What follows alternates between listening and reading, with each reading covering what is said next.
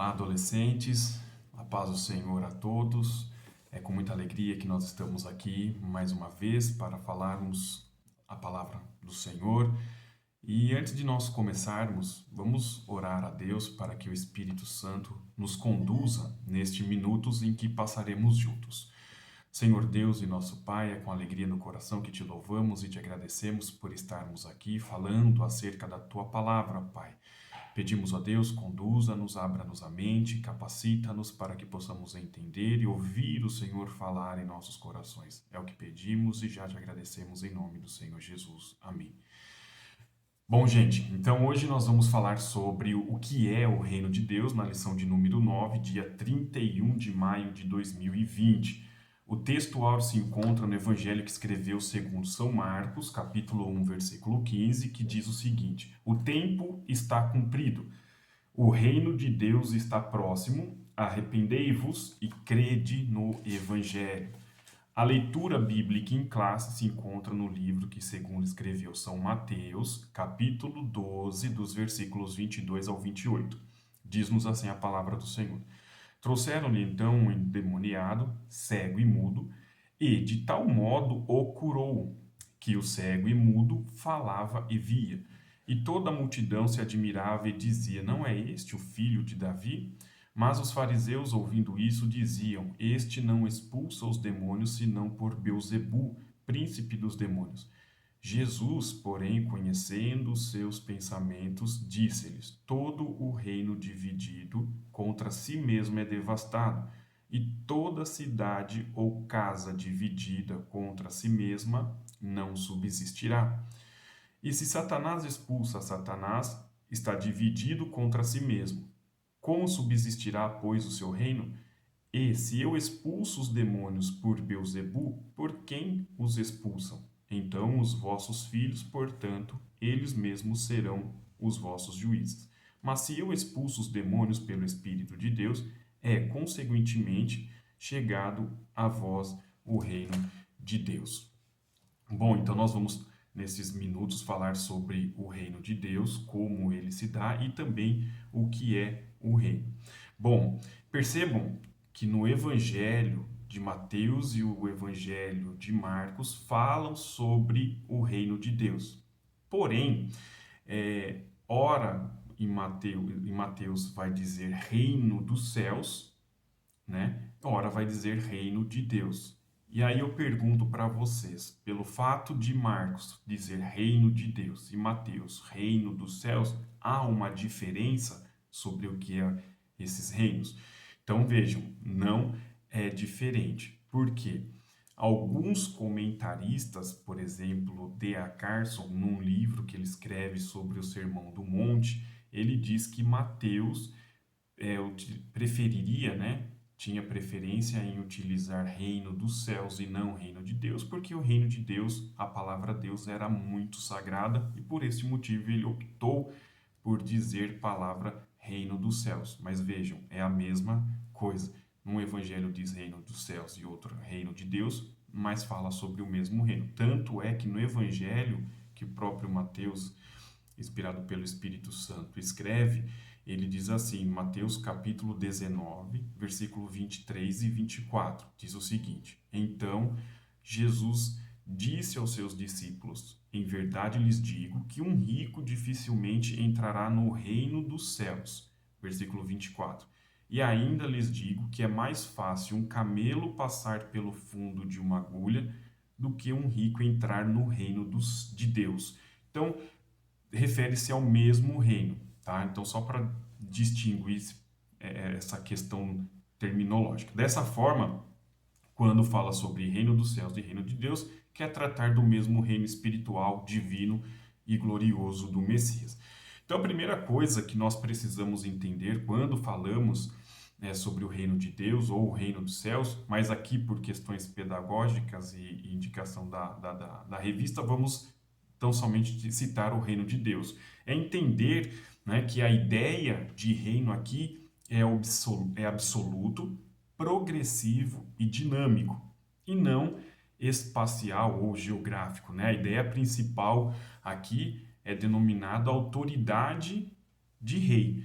E isso vai fazer mais sentido lá para frente, quando nós falamos sobre que tipo de reino nós estamos falando, um reino espiritual ou um reino material, tá? Então, vale o registro aqui nas Sagradas Escrituras, o significado espacial de reino, questão geográfica, ela é secundário e derivado. Por quê? Lembra que nós estudamos na lição no trimestre passado, e naquele trimestre nós falamos sobre os profetas maiores e os profetas menores. E dentro das lições nós falamos sobre Reino do Norte, Reino do Sul. Então esse tipo de reino é um reino espacial e geográfico, né? Ou seja, com limites territoriais, enfim. Então esse tipo de reino, né? Os reis que governaram Israel, enfim, ele é derivado e secundário quando nós estamos falando sobre reino de Deus ou reino dos céus. Então, assim, nós podemos concluir que o reino de Deus é de domínio pleno, onde reconhecemos que o Senhor ele é soberano em todas as coisas existentes, tanto visíveis como invisíveis, terrenas e celestiais. A esse propósito, o apóstolo Paulo, quando escreve, ele fala justamente sobre esse domínio, sobre o exercício desse poder. Então, lá em Romanos capítulo 11 e o versículo 36, Romanos 11, 36, Paulo diz, porque dele, por meio dele, para ele são todas as coisas. A ele seja a glória para sempre. Amém. Ou seja, destaque aqui para todas as coisas. E o mesmo Paulo, agora lá em 1 Coríntios capítulo 8 e o versículo 6, diz assim, para nós, porém, há um só Deus, o Pai, de quem são todas as coisas, e para quem existimos, e um só Senhor Jesus Cristo, por meio de quem todas as coisas existem, e por meio de quem também nós existimos. E por fim, Colossenses capítulo 1, versículo 16, diz assim: porque nele foram criadas todas as coisas, nos céus e sobre a terra, todas as visíveis e as invisíveis, sejam tronos, sejam potestades, sejam soberanias, principados, tudo foi criado por meio dele e para ele. Então aqui eu quero dar o destaque nesses versículos que eu li. Romanos 11:36 diz todas as coisas, né? Coríntios também diz que em todas as coisas por quem existimos, por meio de quem todas as coisas existem, e Colossenses todas as coisas. Então a gente vê a questão da extensão desse reino, que abrange tudo, né? São todas as coisas. Então o reino de Deus, ele fala sobre a autoridade de Deus mediada por Cristo Jesus. Então, voltando lá para Mateus capítulo 28, versículo 18, ele fala sobre isso. Diz assim: e aproximando-se, falou-lhes dizendo, né? Jesus aproximando-se, falou-lhes dizendo: toda a autoridade me foi dada no céu e na terra. Então, o próprio Mateus fala, né, sobre esta soberania e a extensão, ou seja, toda a autoridade foi dada ao Senhor Jesus na terra e no céu. Já em Efésios, Paulo também, capítulo 1, versículo 20 e 22, diz o seguinte: ele exerceu esse poder em Cristo, ressuscitando-o dentre os mortos e fazendo-o assentar à sua direita nas regiões celestiais, acima de todo principado, potestade, poder, domínio e de todo nome que se possa mencionar, não só no presente século, mas como no vindouro. E 1 Coríntios, capítulo 15, o versículo 25 diz assim: porque é necessário que ele reine até que tenha posto todos os inimigos debaixo dos seus pés. Então aqui a gente vê realmente, né, de tudo que foi dito, que o reino de Deus ele é soberano, espiritual e glorioso. Esse reino já tinha sido predito no Antigo Testamento, e em especial pelo profeta Daniel, capítulo 4, versículo 22, Daniel 4 e 22, que diz o seguinte: mas nos dias desses reis, o Deus do céu levantará um reino que jamais será destruído e que não passará a outro povo. Esse reino despedaçará e consumirá todos esses outros reinos, mas ele mesmo subsistirá para sempre. Então nós vemos aqui, né, que o reino de Deus ele é absoluto, soberano. Agora, galerinha, é o seguinte: Aqui nós fizemos uma descrição do que é o reino de Deus, que é sobre todas as coisas, ele é soberano, absoluto, sobre todo o poder, sobre toda potestade, conforme os versículos que nós já citamos. Mas agora a pergunta que eu faço para vocês é a seguinte: onde está esse reino? Então nós sabemos o que é o reino, né? A extensão do poder desse reino. E agora a pergunta é: onde está esse reino? Né? Que é importante, porque o reino de Deus ele é descrito como uma era de ouro, né? Ou seja, de verdadeira justiça, e será estabelecida gerando paz e bem-aventurança.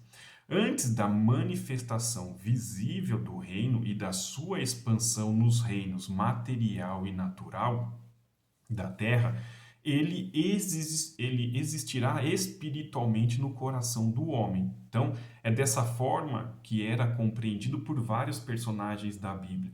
Então, tanto para Zacarias, por ocasião do nascimento de João Batista, lá no Evangelho de Lucas escreveu, segundo o Evangelho de São Lucas, capítulo 1, versículo 67, fala a respeito da profecia de Zacarias, e ele entende que era chegado o reino de Deus. Ana, também a profetisa Ana, capítulo 2, o versículo 36 de Lucas, e José de Arimateia, Lucas capítulo 23, versículos 50 e 51. Nessas passagens nós entendemos, né, que eles sabiam qual era a dimensão desse reino e que esse reino havia chegado por intermédio do nascimento do Senhor Jesus. Tanto é que o próprio Senhor Jesus, como nós lemos na leitura bíblica em classe, no versículo 28, ele diz: Mas se eu expulso demônios pelo Espírito de Deus, é consequentemente chegado a vós o reino de Deus. Era chegado o reino de Deus.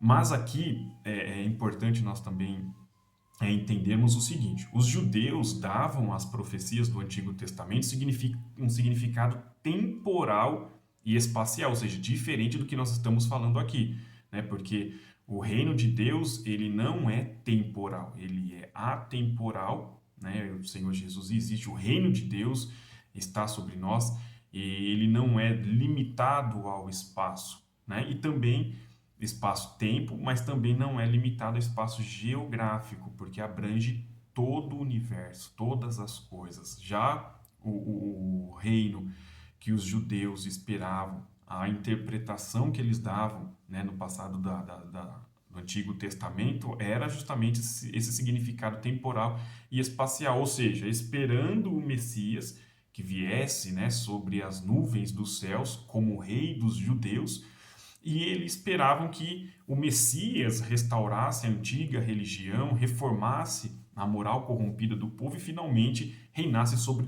toda a terra, né, em paz e glória. Era essa a perspectiva, era essa a esperança, era essa a interpretação que o povo judeu dava acerca do Messias, o estabelecimento do reinado do Messias e como o reino viria, né? Então, eles achavam que seria tirado o jugo de Roma e eles passariam a exercer o domínio e não mais serem dominados. Então veja, o conceito de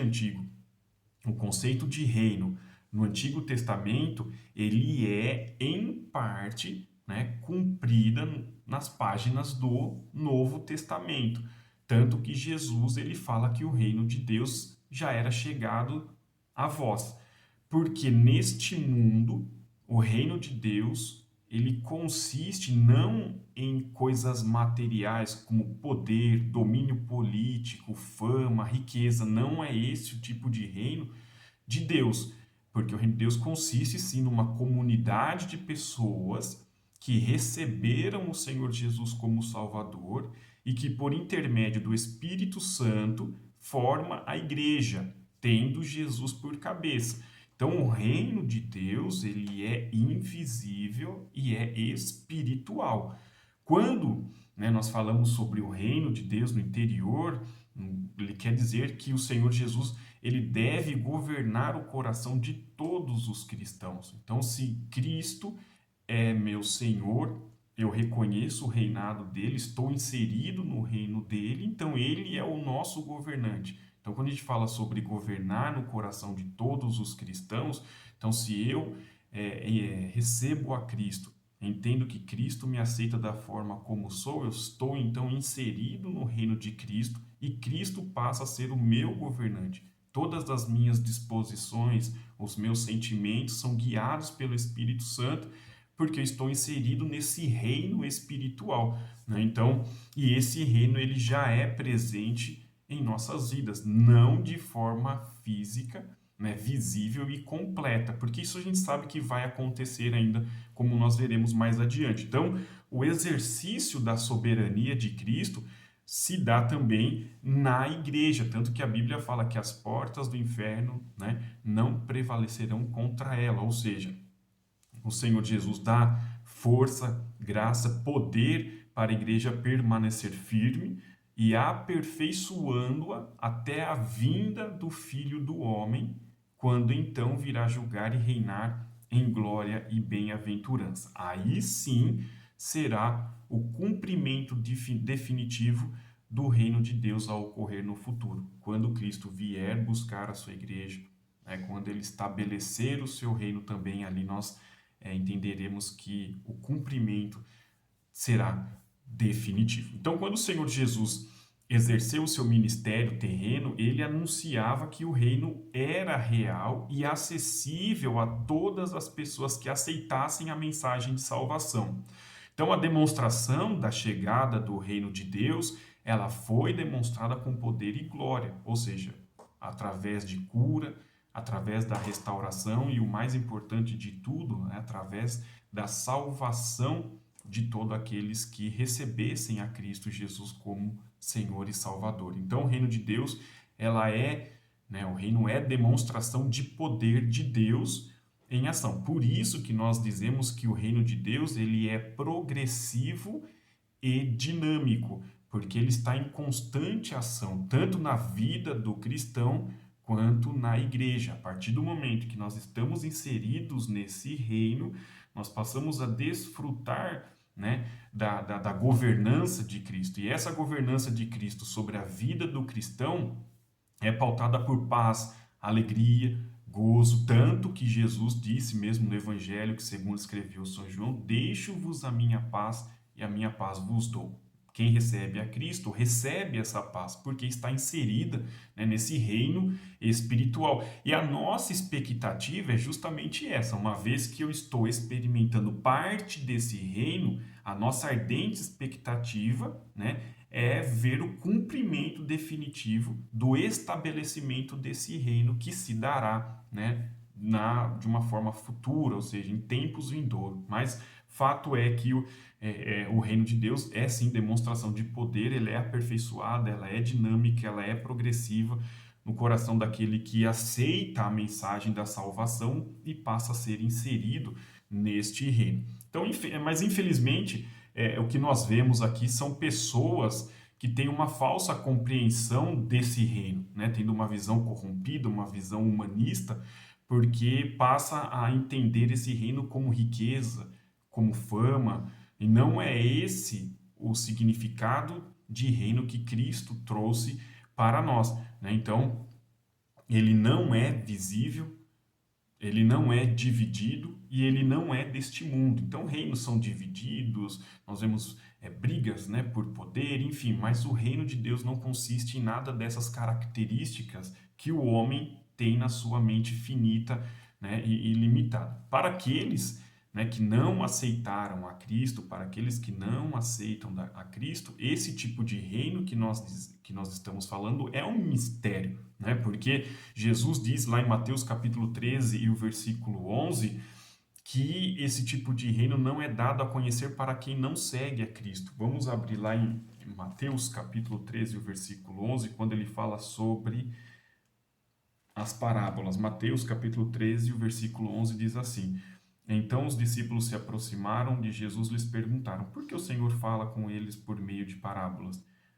Ao que Jesus respondeu: porque a vocês é dado conhecer os mistérios do reino dos céus, mas àqueles isso não é concedido. Esse mistério, né, do conhecimento do reino de Deus é dado somente àqueles que são conduzidos pelo Espírito Santo, àqueles que passam a desfrutar de uma nova vida em Cristo. Então passa a ser mais perceptível, mais palpável quando nós falamos sobre reino de Deus, né? Então, aqui o tempo de sermos governados por Jesus Cristo, nosso Senhor e nosso Rei, é hoje, é agora, não quando Cristo vier buscar a sua igreja, quando ele implementar ou implantar o seu reino de forma definitiva. Não, o reino de Deus já é chegado, né? Nós vivemos na dimensão espiritual, o reino de Deus.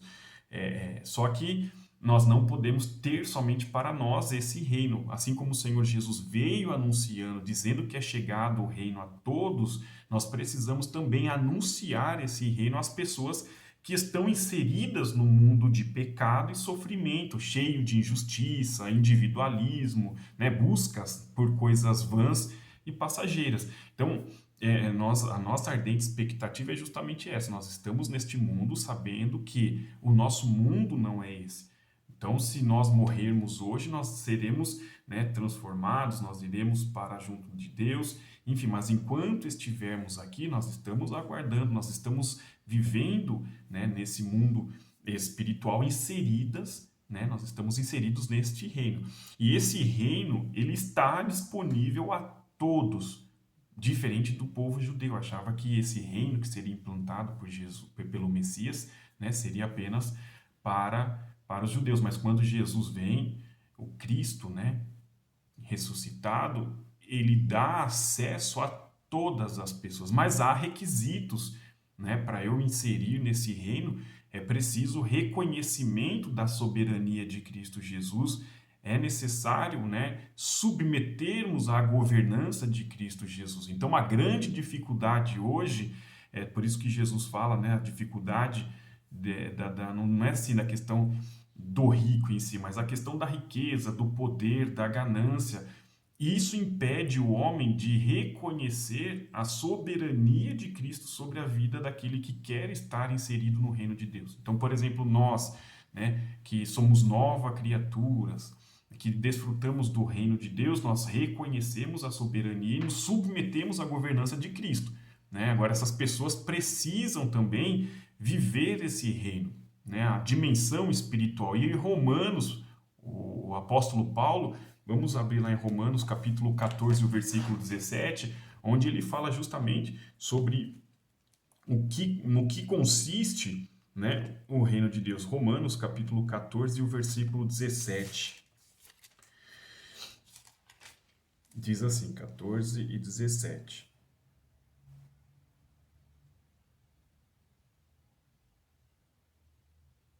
16, 14. Tenho, pois, motivos. Romanos, não, estou no 15, 14 e 17.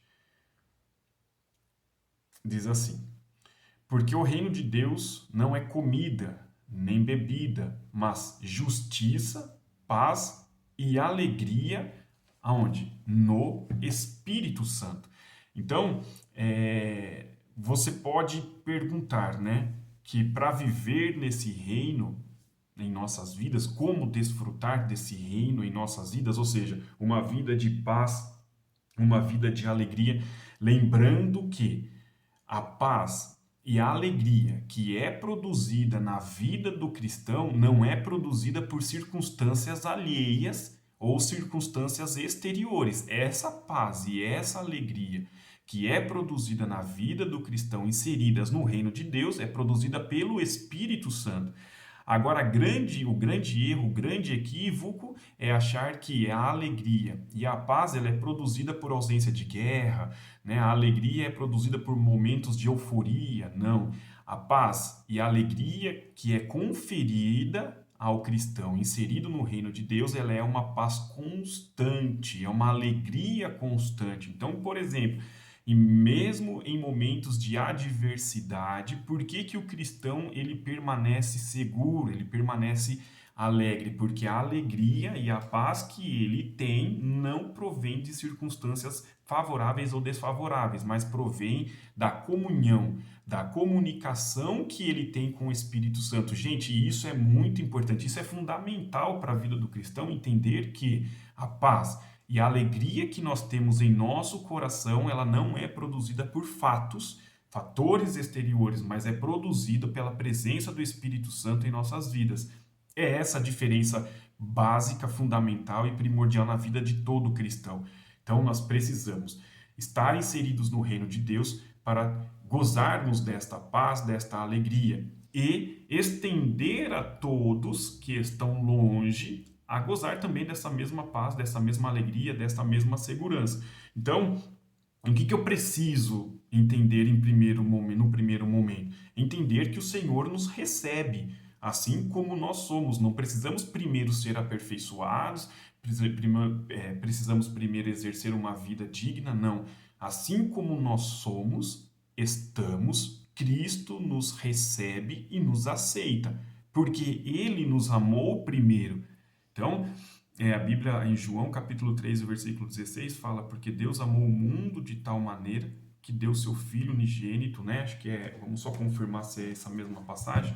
João 3,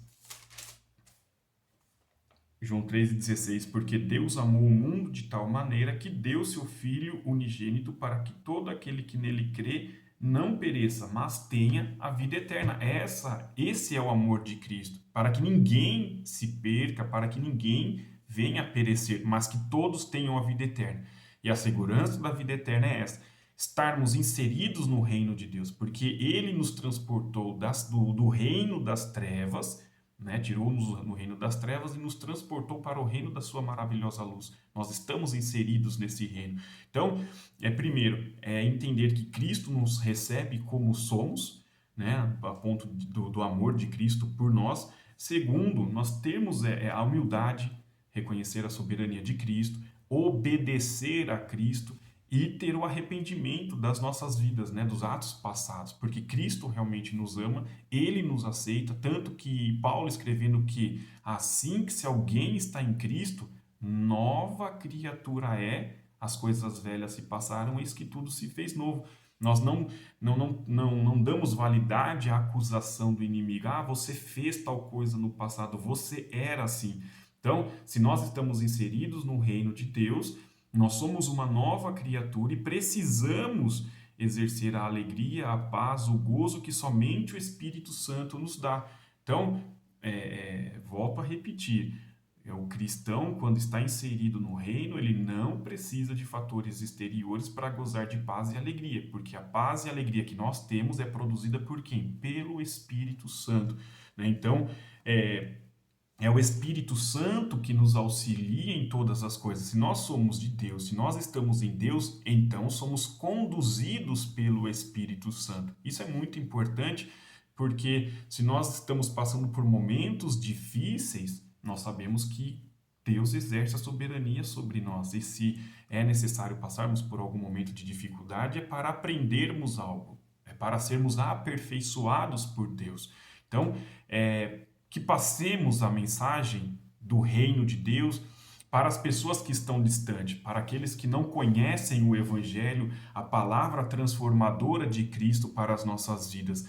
E agora eu digo para você, se você não tem a alegria, né, se você não sente paz no seu coração, permita ser conduzido pelo Espírito Santo, permita que o Senhor exerça a governança sobre sua vida e que Ele possa dar a paz que o teu coração precisa. Então, adolescente, nós temos que entender o seguinte: a nossa vida é governada por Deus, os nossos sentimentos devem ser governados por Deus. Para tanto, precisamos reconhecer a soberania de Cristo sobre as nossas vidas, né? Então, nós temos uma nova vida, uma nova conduta, uma nova postura pautada nos princípios éticos deixados pelo Senhor para todos aqueles que estão inseridos no reino, né? Então, o que eu digo para vocês, permita ser conduzido por Deus, pelo Espírito Santo.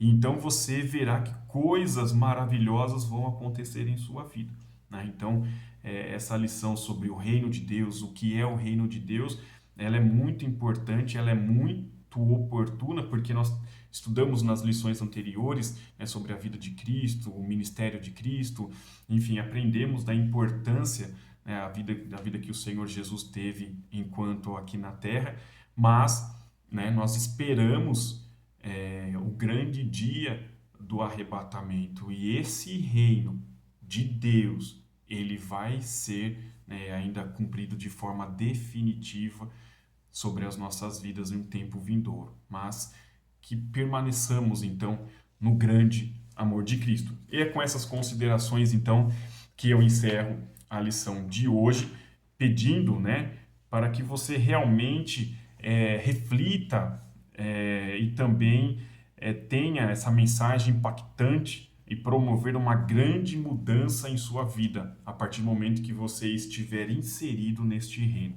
E assim eu agradeço a rica oportunidade e vamos nos despedir com uma oração em agradecimento ao nosso Deus. Senhor Jesus, é com alegria que te agradecemos por estes minutos em que o Senhor nos permitiu, ó Pai, falarmos da tua palavra, entendermos, ó Deus, que estamos inseridos no teu reino, que possamos nos submeter à tua vontade, deixarmos, ó Deus, ser guiados pelo Espírito Santo e assim, ó Deus, conhecer a tua vontade. Pai, ajuda cada um de nós a fazer o teu querer, a permanecermos inseridos no teu reino.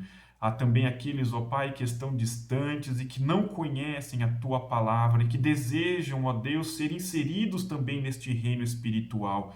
Pai querido, Deus de todo poder e toda glória, nós te pedimos, continue nos abençoando, derramando das tuas bênçãos e nos ajudando neste momento de dificuldade, Pai, em que a humanidade vem passando. Sabemos que o Senhor está no controle de todas as coisas, ó Pai Santo. Continue derramando das tuas bênçãos, falando poderosamente em nossos corações. É o que pedimos e te agradecemos em nome do Senhor Jesus. É isso aí, galerinha. Fiquem com Deus, tenham uma ótima semana e que Cristo Jesus os abençoe grandemente. Amém.